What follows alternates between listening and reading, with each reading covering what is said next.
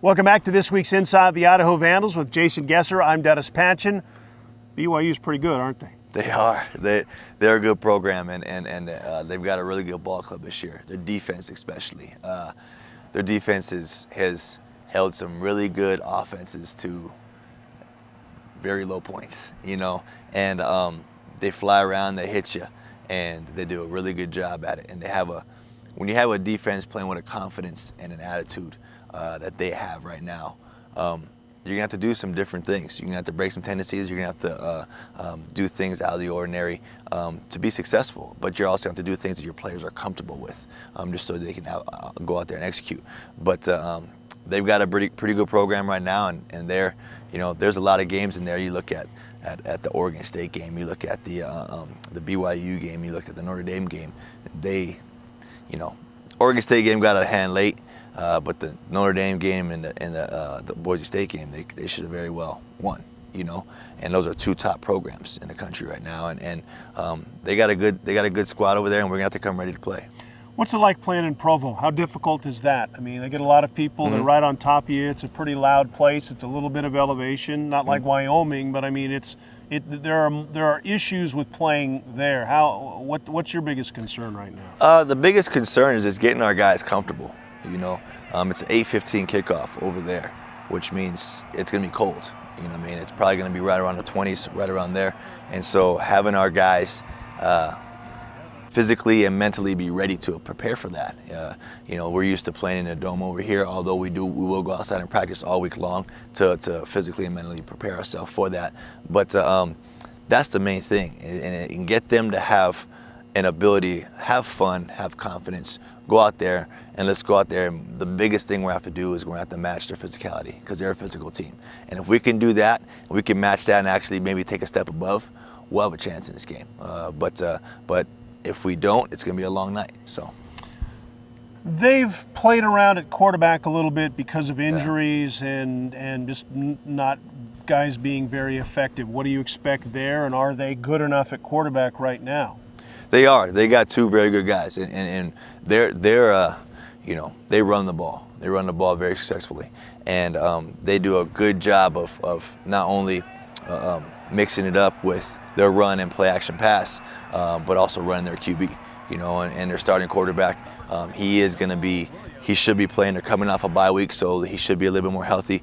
He does have something wrong with his spine, but we are projecting him to play in that game. And their freshman that comes in, oh, by the way, he's not an 18-year-old freshman, he's a 22-year-old freshman. Yeah. So he comes in the game and he's physically able to do all the things that you'd want your quarterback to do and more as well too. So the thing is they've got two very, very capable guys taking a snap back there at that QB spot, along with some very capable running backs too. Is it fair to say that they want to run the football and let their defense dictate the tempo? So maybe you do need the quarterback, force him to make some plays, because if he can just turn and hand to the guy behind him and the defense can do what they want, it's pretty easy to play quarterback. It is, and I think that's what they have done the entire year, and they've struggled a little bit on offense when they can't run their quarterback, So if you can stop their quarterback from running, make him throw, the thing is that they got some real tall and athletic guys outside too, so you pack that box in, and it doesn't have to be a perfect throw. It doesn't have to be you're going to go and make a throw right on a dime on the sideline. It's you put it to a spot, he's going to go make a play for you, And so they've got some weapons on offense, and they're averaging, I want to say, just under 25 or 28 points a game. And so they're doing pretty good things with that, controlling the tempo of the game, controlling that clock, and they're tough. They're a tough program. All right, that's BYU coming up this weekend. Now, think about this. Imagine yourself as a college football player with the time demands that you have on practice, the time demands you have on schoolwork, travel, and all the other things. Throw on top of that being a dad. That's Mike LeGrone's situation here at the University of Idaho. We sent our Alyssa Charleston to talk to him about that. Thanks, Dennis. Well, as you said, so much responsibility comes with being a student athlete alone. But junior tight end Mike LeGrone adds 2 more titles to that as a husband and father to his 10-month-old daughter, Michaela, who he says provides him with more than just extra work. I was here playing football for, me, of course, but now that I have my daughter, this pays my bills, my education. So playing football helped me get my education, which has helped me with my daughter. So that's basically my main motivation. Although Legrone says balancing all of his obligations is no easy feat, he is sure of his priorities. School and football was hard enough, but I'm 10 months experience now, I guess you want to say. You just got to make time for everything. I mean, family's always first, but school and football are a must, So you just have to take everything basically when it comes. If I have no homework, then that's perfect because, my daughter gets all of me. Legrone's most impressive game of the year was against one of the best defensive teams in the nation, LSU, where he grabbed 5 catches for 36 yards and a touchdown.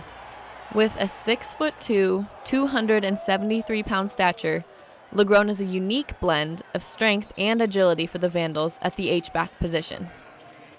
Playing offense now, every time I get the ball or, block, I want to push somebody past the line so that, we can get more yardage. While blocking and allowing other teammates to push up the field may not show up on Legrone's individual statistics, he says there are more important things to worry about. And that's one thing I really try to develop is, helping out the team rather than worrying about myself. Being a team player means everything because that's, individuals don't win games, teams do. Legrone says he has learned a few things about being a better player after becoming a father. You gotta have a lot of patience. You have to be definitely motivated. You have to be a strong-minded person because if you let it all just overwhelm you, then, things go bad. You start thinking more negative than positive. So basically, you have to focus on the positive to be able to, work through everything. No matter what struggles Legrone faces, his daughter Michaela always makes him sure of one thing. My daughter's everything. She's the reason I wake up in the morning. I was blessed to have her. Blessed is just a word for me because I am. She makes me happy. For Inside the Vandals, I'm Alyssa Charleston. Can you imagine going back to your college days and have a kid at home? Can you imagine that? No, I got 2 right now, and I can barely deal with it right now. But during college, that's tough. That's a tough deal. How is he able to do all of this? He manages his time very well, I got to say. And the thing is we are a very understanding program, and Coach Papunu, myself, and even before Coach Akey, we helped him out with the situation. Sometimes he'd have to bring his daughter to a meeting or two. Sometimes we understood that he was going to be at practice 10 minutes late, or a situation may occur. And you know what? That's life. And he's managed and understood that this is something that is a part of my life. I'm going to have to understand that, and there's going to be sacrifices that have to be made for that. And he's done a pretty good job. I mean, the kid has gone through a lot, and for him to balance everything out right now, it's impressive to watch. Did you play with anybody at Washington State who had a kid at that time?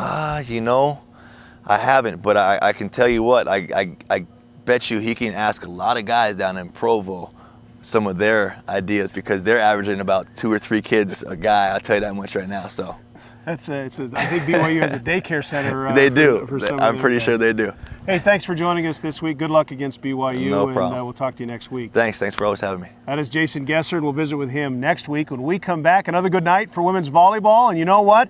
It's basketball season for both the men and the women. We'll continue with Inside the Idaho Vandals, taking a look at all of that when we return.